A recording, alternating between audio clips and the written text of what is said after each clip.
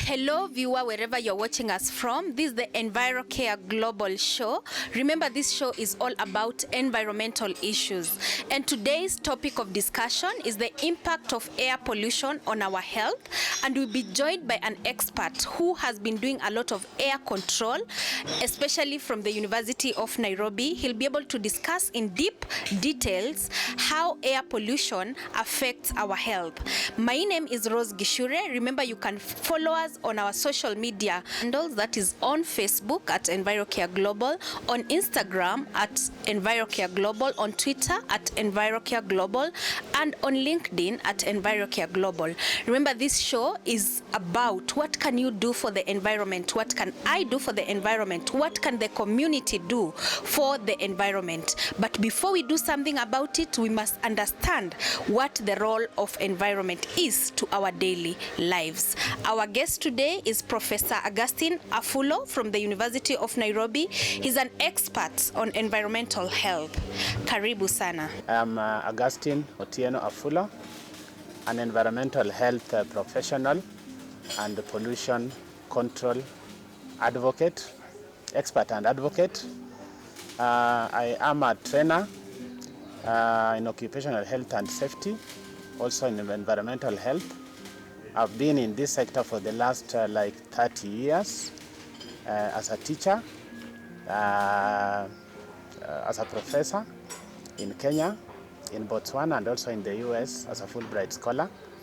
I also do a lot of writing, documenting what is around us, including in environmental health and pollution. Tell us more about the book that you have written with so much passion. So I do a lot of writing, both general books, ethnographic books, because as a researcher, I prefer to do what you call documentation.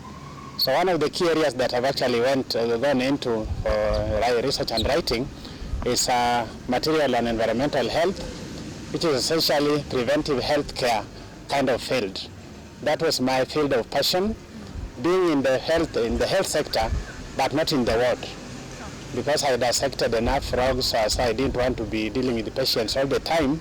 So this is a comprehensive book on environmental health, containing literally all the components that normally a professional would need to know, looking at all the sanitation issues, planning, environmental planning related issues, waste management issues, water related kind of stuff, and across the entire spectrum. And actually it's very valuable for almost all the professionals that actually work in the preventive health, even directly health, curative health. Because sometimes we are actually into curative because we have actually not prevented. So this is actually stuff that can help us so that we don't continue rotating ourselves around the same diseases, so that you go and drink polluted water, then after 2 weeks again you come to the same doctor, but again actually drinking from the river is actually like drinking what you call dilute diarrhea. That's how I would call it. Because basically it's not treated, but somehow again we are not having any sanitation facilities that can help us keep the waste away from the water sources. So this one has given a lot of depth issues of pollution, both air, water, soil, and all round.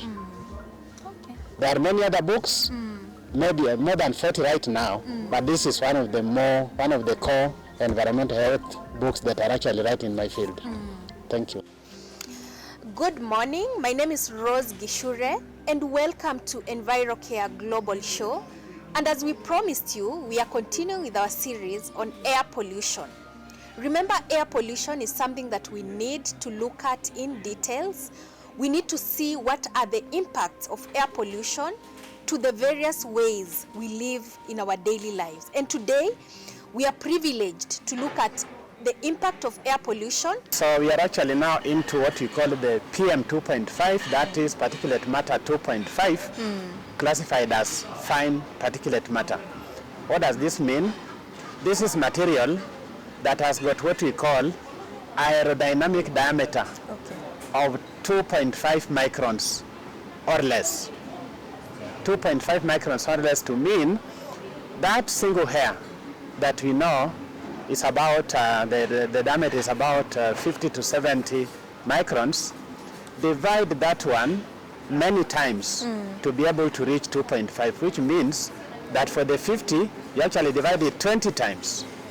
Any hair that is 50 microns, you divide that diameter by almost 20 times to be able to find these other materials, so you are able to see how fine it is. So fine, that often as the body takes it in, it hardly meets any barriers. It actually moves almost unnoticed, almost undiscovered. So when it moves through the nose, it will take a route of from the nose, the nasal cavity, it will pass through the pharynx, larynx, it will go to the trachea. That's the passage towards now the lungs. Yes. Then actually dividing into the alveoli, the bronchi and the bronchioles, then alveoli, the finermost of the exchange point of the lungs. Now this material actually walks through that passage. Some of it goes through to the very end, and because the journey is never straight line, some will go to the very end, some will actually get deposited along the way as it moves. So this movement, a number of things can result. One, some of it will actually go and get dislodged on the various walls as it moves. Okay. On the walls of the trachea, on the walls of the bronchi, and also bronchioles, and also on the walls of the alveoli. So they can get deposited. Yes. Implication, the size, the lumen, the diameter of the passage becomes reduced. Okay. If this exposure is continuous. If it's continuous, it gets deposited to the extent that the lumen, the diameter of these passages is reduced. And the meaning, one then has got constraints in terms of breathing. Okay. That's one. The passage is reduced. And that is where you can actually talk about the COPD, chronic obstructive pulmonary disease. That is, obstruction is the key thing here. Yes. Because the passage is reduced, therefore, the flow of air is actually reduced. That's an important lung disease that normally is associated with the air pollution. Okay. At another level, these particles, they are of different materials. Yes. Some of them are heavy metals. Yeah. Some of them are just smoke. The particles from smoke, as we burn fuels in our houses, from the disposal sites, and from our backyards, and also from the vehicles and from the industries. Some of them are just smoke, but some of them can also be heavy metals. Now, so as they move along, they are themselves poisonous. You call them hazards. Hazards the organs now. To the body now, to the various parts of the body. A hazard is anything that can cause harm to our health. Any factor around us that can cause harm to our health. So they are actually themselves hazards. One, if they are, let's say they are heavy metals, what will happen is that some of them have got capacity to actually initiate cancer, and even go to even sometimes push cancer. That means going to the level of what you call progression. So some carcinogens are actually initiators, some are progressors. Okay. So they actually play different roles, and some play them roles at those two levels. So that along the way, along that entire path of the respiratory system, you find that these things are dislodged, these things actually start interacting, and these things actually therefore start causing a number of conditions. So cancer becomes one of the factors that actually you meet along the way. Over time, cancer is highly likely. That's one of the most common, what we call non-communicable diseases right now, affecting us in the society. Yeah. Almost every family in this Kenya right now has been affected by one form of cancer or the other. Prof, that is a very important point that you have raised. We are going for a break.